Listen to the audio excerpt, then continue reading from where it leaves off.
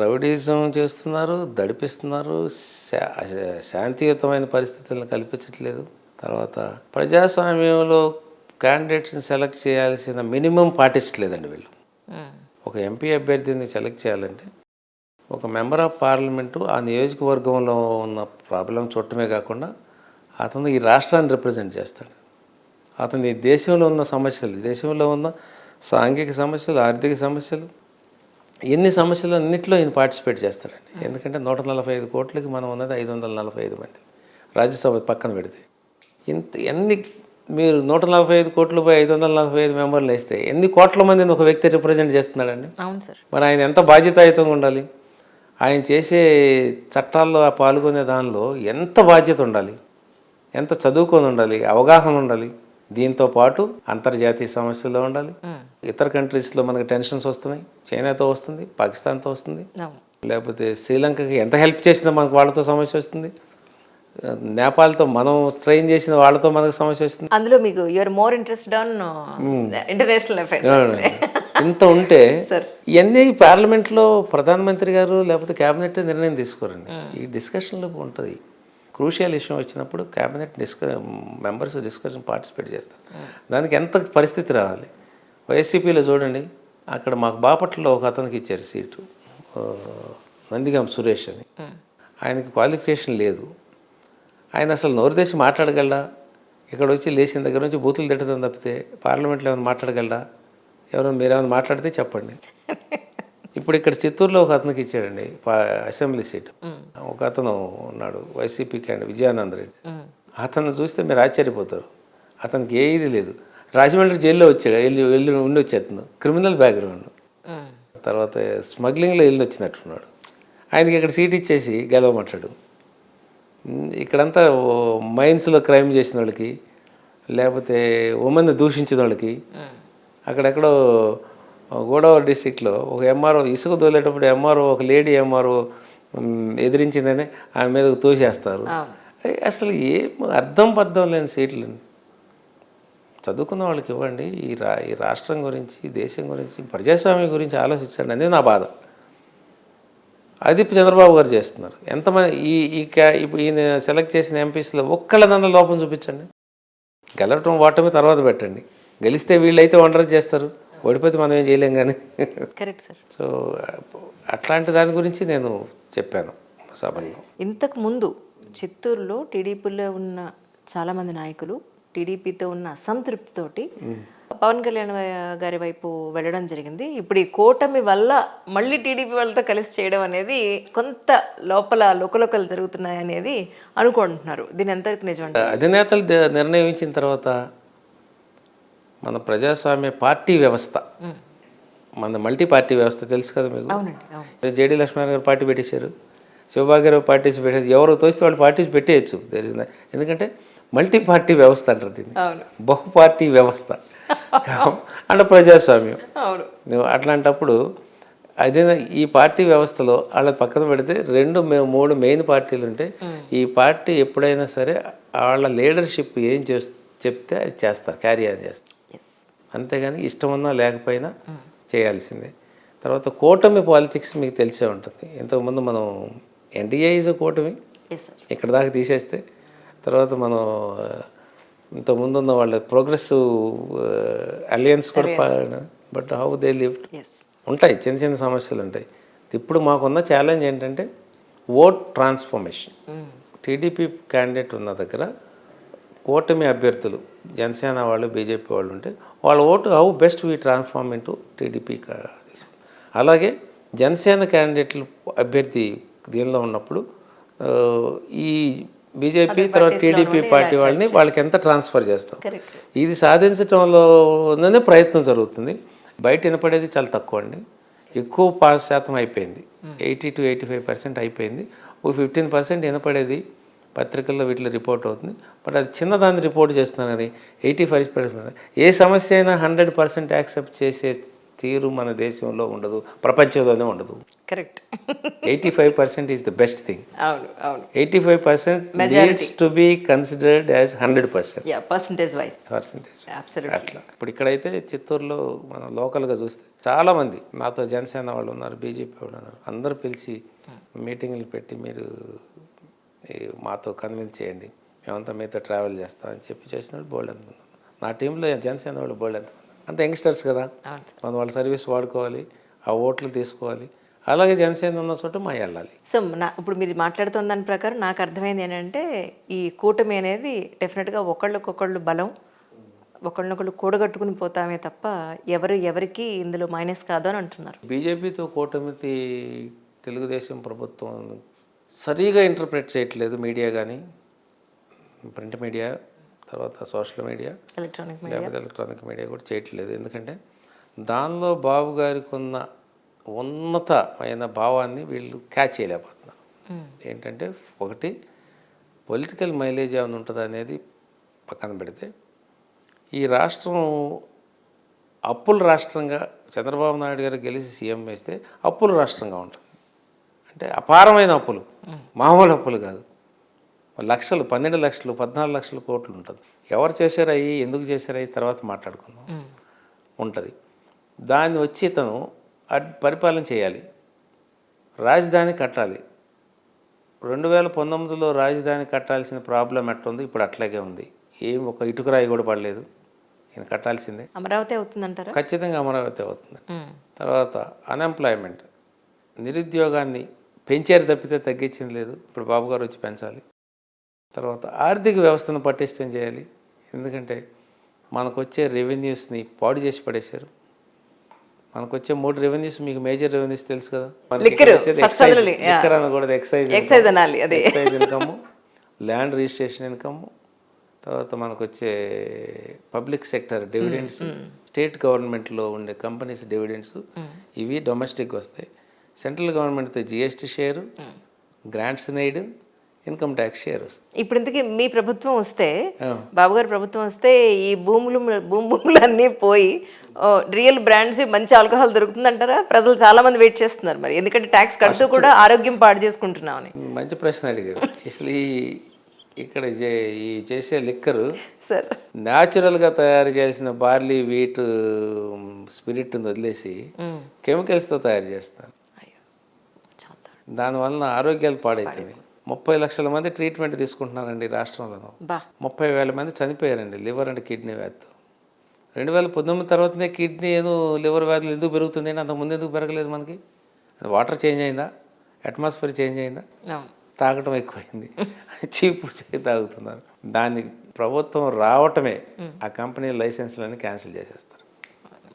ఇద్దరు ఏ అయితే branded companies ఏ అయితే న్యాచురల్గా తయారు చేస్తారో, సహజ సిద్ధమైన ఇంగ్రీడియంట్స్ వాడతారో వాటిని తీసుకొస్తారు. ఈ లిక్కర్ని అయితే అవాయిడ్ చేయలేము, ప్రపంచం అంతా. ఎందుకంటే మేజర్ ఇన్కమ్ సోర్స్ కదా సార్ ఫర్ ఎనీ గవర్నమెంట్. ఇప్పుడు మనం తెలంగాణలో తీసుకుంటే December 31 రోజున జరిగిన సేల్ ఒక 1 year సేల్ 1 monthలో జరిగింది. So it's major income source, స్టేట్కి మేజర్ ఇన్కమ్, ప్రజలకు కూడా ఒక విధమైన జీవన విధానం అయింది కదండి. అవును కదా సార్, దాన్ని విడదీయలేని జీవన విధానం అయింది. అది ఇంతకుముందు ట్యాబు, బ్యాడ్ హ్యాబిట్ ఇవన్నీ ఉండేవి. Now they're all gone. ఇప్పుడు యూరోప్, అమెరికాలో, ఆస్ట్రేలియాలో, ఎలాగైతే ఆఫ్రికన్ కంట్రీస్లో జీవన విధానం అది. మీరు భోజనం చేసేటప్పుడు నీళ్ళు పక్కన వైన్ బీర్లో పెట్టుకుని తెలుగు వాళ్ళు కూడా అట్లాంటి జీవన విధానం మనకు అలవాటు అవుతుంది. దాని తప్పు అనే పరిస్థితి దాటిపోయాం మనం. కాకపోతే ట్రాన్సాక్షన్ పీరియడ్లో ఉన్నాం కాబట్టి కొంతమంది ఎక్కువ తాగేసి హెల్త్ పాడు చేసుకుంటారు. బట్ ఎస్టాబ్లిష్ అయిన తర్వాత it will become part of your life. మంచినీళ్ళు ఎలా తాగుతున్నాం, కూల్ డ్రింక్ ఎలా తాగుతున్నాం, అది కూడా తాగుతారు. అండ్ స్త్రీలు కూడా తాగుతారు, ఎందుకంటే ఇట్స్ పార్ట్ ఆఫ్ లైఫ్. తప్పు పట్టే రోజులు పోయినాయి. సో వాటిని మనం చూడలేము. ఖచ్చితంగా ఇక క్యాన్సిల్ చేస్తారండి. మనకు రావాల్సిన రెవెన్యూ బ్రహ్మాండంగా వస్తుంది. ఇంకొక జాడ్యం జరిగిందండి ఈ ప్రభుత్వంలో. మీకు డౌట్ రావచ్చు, ఇంత లిక్కర్ అమ్ముడు పోతుంటే రాష్ట్రానికి ఆదాయం ఎందుకు రావట్లేదు? అదే కదా ఇక్కడంతా బ్లాక్ మనీ. పారాడాక్సికల్ ఇప్పుడు మీకు ఏపీబీసీఎల్కి కానీ ఎగ్జాంపుల్ ఒక 1000 కార్టూన్స్, పెద్ద ఏంటో లక్షల్లో ఉంటాయిలండి. 1,00,000 కార్టూన్స్ ఏపీ బేస్ అంటే ప్రోగ్రెస్ కార్పొరేషన్ లిమిటెడ్ వస్తే అక్కడ నుంచి గవర్నమెంట్ షాప్కి ఇట్లా డిస్ట్రిబ్యూట్ అవుతుంది. అయితే దానిలో 20% మాత్రమే అకౌంటెడ్ లిక్కర్ ఉంటుంది, 80% అన్అకౌంటెడ్ లిక్కర్ ఉంటుంది. దాన్ని మనం ఎట్లా చూడొచ్చు అంటే ఎలా చెప్పగలుగుతున్నారంటే ప్రతి షాపులో చెక్ ఇస్తే తీసుకోరు, గూగుల్ పే నో, లేదు, కార్డు నో.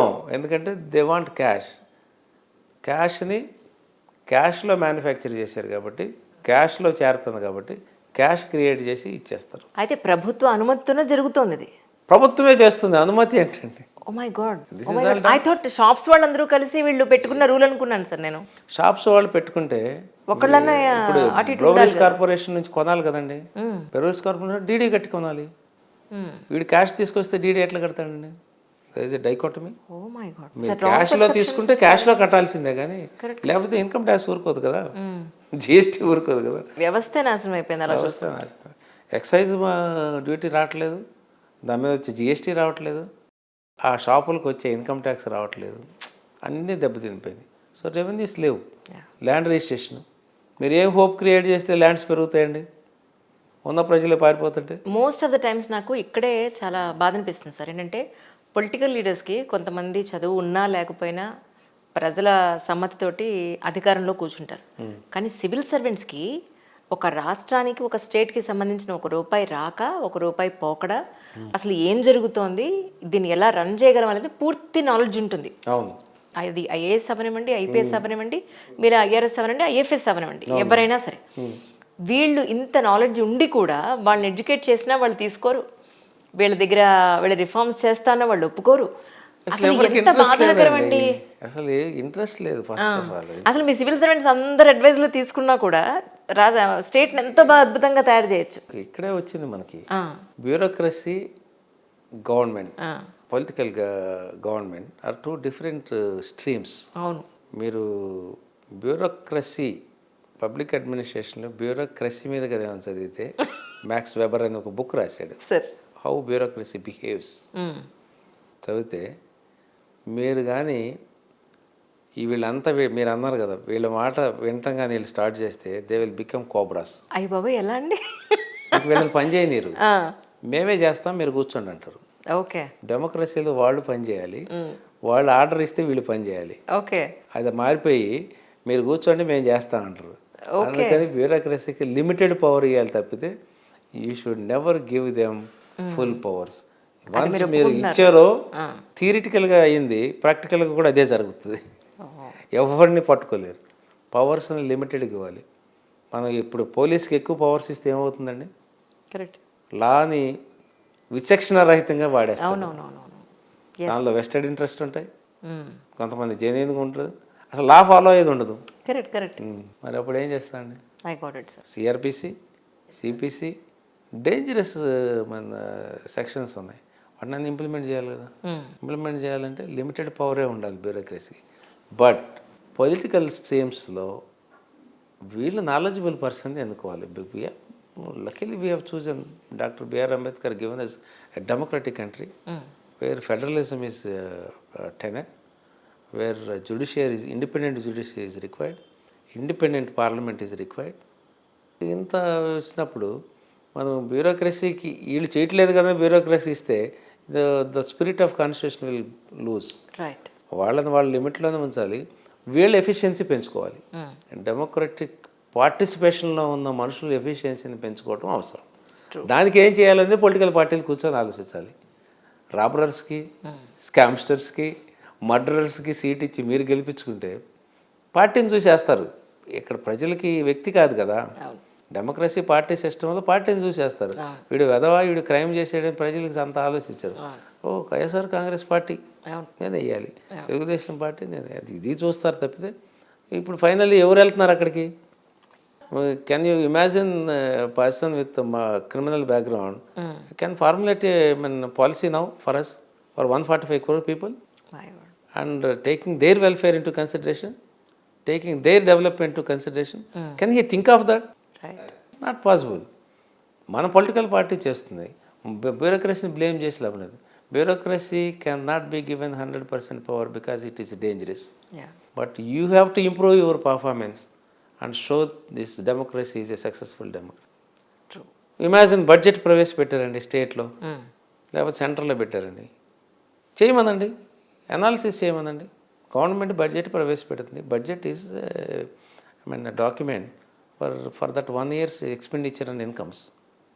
ఏది ప్రయారిటీ ఉంది, ఏది ప్రయారిటీ లేదు, ఎక్కడి నుంచి రెవెన్యూ వస్తుందని అనాలిసిస్ చేయమండి, సజెషన్ ఇవ్వమనండి. So you're giving priority to this, no ఇది కంటే దీనికి ఇద్దాం, సబ్సిడీస్ ఇస్తున్నారా, అది కాదు డెవలప్మెంట్కి ఇద్దాం, లేకపోతే డెవలప్మెంట్కి లేదు సబ్సిడీస్కి ఇద్దాం.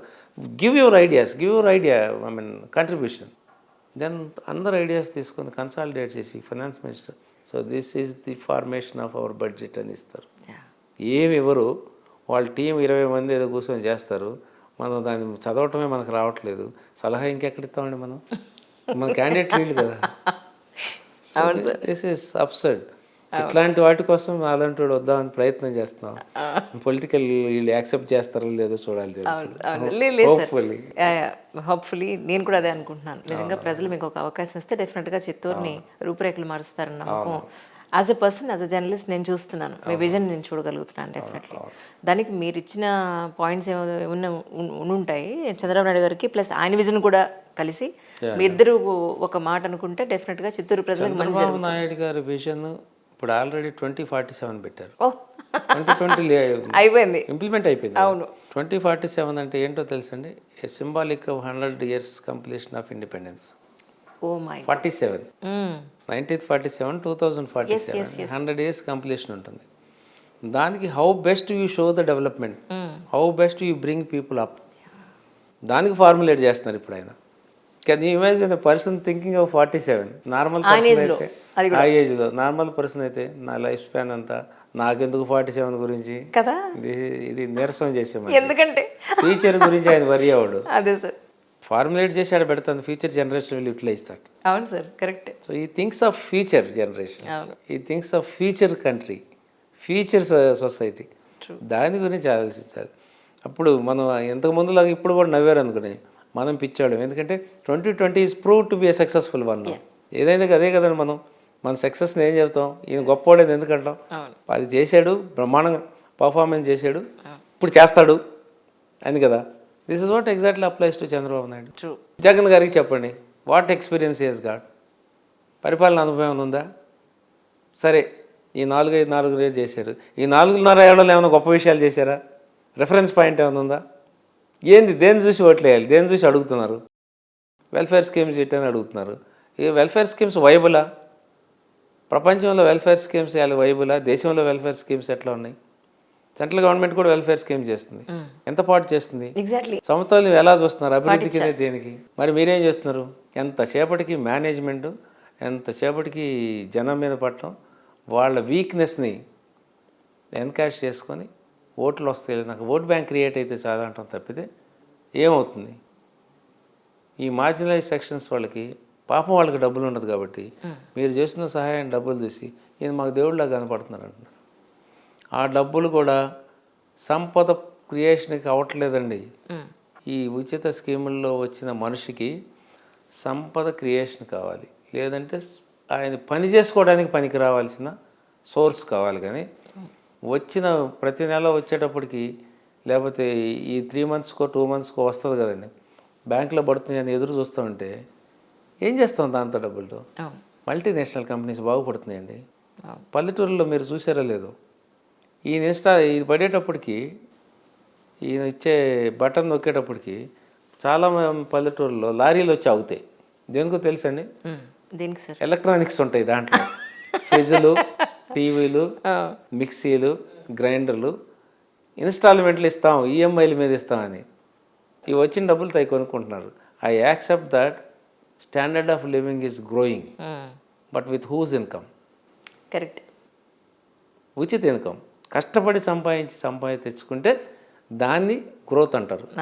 ఇదేదో ఫ్రీగా వచ్చిందని ఈరోజు రేపు ఆపేస్తాడు, టీడీపీ వచ్చింది ఆపుతారు. మీరు ఈఎంఐ ఎట్ట కడతారండి? ఒకటి.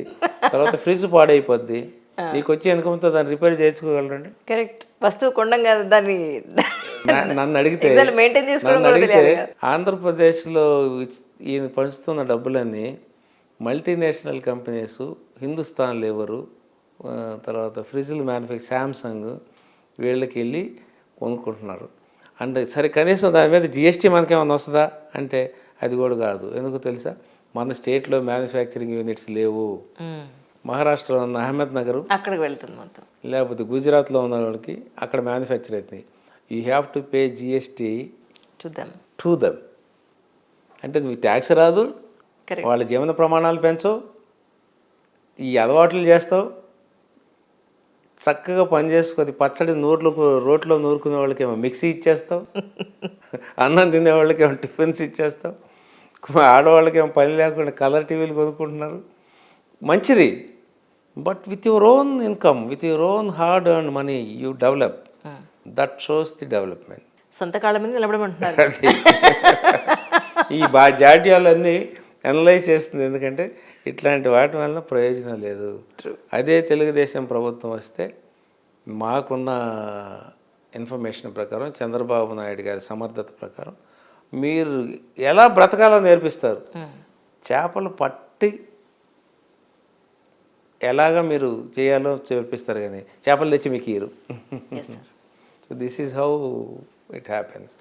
తర్వాత మీకు so many things, give them dairy, కష్టపడి పని చేసుకుంటారు. పని చేసుకొని years together they develop themselves. చిన్న లేత్ మిషన్ షాప్ ఇవ్వండి, లేకపోతే కిరాణా షాప్ ఇవ్వండి, లేకపోతే ఎనీ స్మాల్ స్కేల్లో ఇచ్చేసేయండి. They try to work on that. గొర్రెలు ఇవ్వండి, ఎవరెవరి వృత్తులను బట్టి వాళ్ళు, ఎవరెవరి ప్రొఫెషన్స్ని బట్టి వాళ్ళకి హెల్ప్ చేయండి. దానిలోనే మోడర్నైజ్ చేసుకుంటూ వెళ్తారు. మంగళ షాపులు ట్రెడిషనల్ కంటే మోడర్న్ చేసుకుంటారు. అవన్నీ వదిలిపెట్టి నేను బ్యాంకులో డబ్బులు వేసేస్తాను, చదువుకి వేసాను అంటాడు. వాళ్ళేమో ఆ తల్లి ఒడి అనేది వేస్తారు. వాళ్ళు చదువుకునే సంగతి వాడికి ఫీజు వెళ్ళదు, కానీ ఈ తల్లి ఒడి డబ్బులు వీళ్ళిద్దరు వాడుకుంటున్నారు, మిక్సీలు కొంటున్నారు. సో అది కాదండి పద్ధతి. స్ట్రీమ్ లైన్ చేయండి, డెవలప్మెంట్ చేయండి. రాష్ట్రాన్ని అధోపాలు చేయొద్దు. ఎందుకంటే అన్ని రాష్ట్రాలు పైకి వెళ్తున్నాయి, మనమే ఎందుకు అన్ని రాష్ట్రాలు అప్పు చేయట్లేదు, మనకి అప్పు చేస్తుంది. ఇప్పుడు మనకి పర్ క్యాపిటల్ ఇన్కమ్ అని మీరు చూసేవాళ్ళు, తలసరి ఆదాయం. ఇప్పుడు తలసరి లోను ఆలోచించాల్సింది వచ్చింది. మనం ప్రతి తలసరి లోన్ ఎంత ఉందో, 2 లక్షలు ఉందా? మన ప్రమేయం లేకుండా ఆయన లోన్ చేసేస్తాడు, ఇష్టం వచ్చినట్లు లోన్ తీసుకుంటాడు. State government taking mortgage loans, can you imagine? ఎక్కడ ఉందా? మనం ఐఆర్బిఎం లోన్స్ అంతవరకు మన లిమిట్. ఆర్బీఐ పర్మిషన్ తోటి ఐఎంఎఫ్ తీసుకోండి, వరల్డ్ బ్యాంక్ తీసుకోండి, సెంట్రల్ గవర్నమెంట్ తీసుకోండి, బ్యాంక్స్ తీసుకోండి. మార్ట్గేజ్ లోన్స్ ఏంటండి? మొన్న ప్రాపర్టీస్ పెట్టేసి mortgage loan on property, mortgage loan on future profits.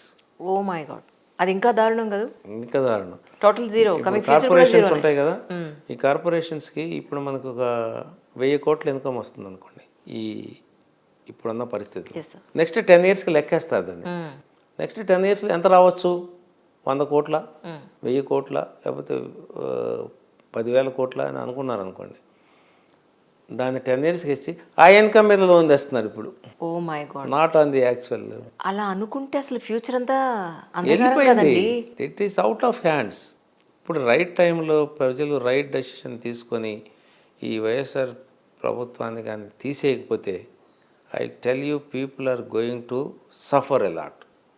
బ్యాంకులో పడ్డ డబ్బులు చూసుకుంటున్నారు, కానీ ప్రజలకు అర్థం కావట్లేదు. True sir. అసలు జరుగుతున్న నష్టం అర్థం కావట్లేదు. అతనికి పరిపాలనా అనుభవం లేదు, అతనికి రాష్ట్ర భవిష్యత్తు మీద ఏ మాత్రం ఐడియా లేదు. ఇంట్రెస్ట్ ఉండొచ్చు, బట్ ఐడియా లేదు. ఎవరి మాట వినడు, బ్యూరోక్రాట్స్ మాట వినడు. బ్యూరోక్రాట్స్ యాటిట్యూడ్ ఇందాకే చెప్పాను కదా. ఉంటే మీరు వింటానంటే నేను చెప్తా. అయ్యో తప్పకుండా సార్. మీరు కాదు, వాళ్ళ యాటిట్యూడ్ చెప్తున్నారు. రైట్. అవునవును, వాళ్ళ అంతే కదా సార్. మీరు వింటానంటే నమస్కారం అంతే. అంటే నేను ఎన్నన్నాను అనుకోండి, నా జాబ్ నేను చేసుకుంటాను, నీతో నాకెందుకు, మీరు ఏం చెప్తే అది చేస్తాను. అవునవును, అలా కాకుండా అయ్యగారు మీరు తప్పు చేస్తున్నారు, ఇది చేస్తే బాగుంటుందేమో అనేది వెరీ ఫ్యూ అలా చెప్పగలిగే వాళ్ళు ఉన్నారు, చెప్పించుకునే వాళ్ళు లేరు. అందువల్ల ఇది మన ఆర్థిక వ్యవస్థ ఎట్లా ఏడుస్తుంది, మన అభివృద్ధి ఎట్లా ఏడుస్తుంది, ప్రజలకు అర్థం కాని పరిస్థితిగా ఉంది. ఇప్పటికే ఆయన వచ్చి మీటింగులు పెట్టి అదంటే ఇదంటే నేను అది చేశానంటే ప్రజలు విజులు వేసుకొని వెళ్తున్నారు. అసలు వీళ్ళకి ఏమైనా అర్థమవుతుందా? పిచ్చేమన్నా పట్టిందో తెలియదు.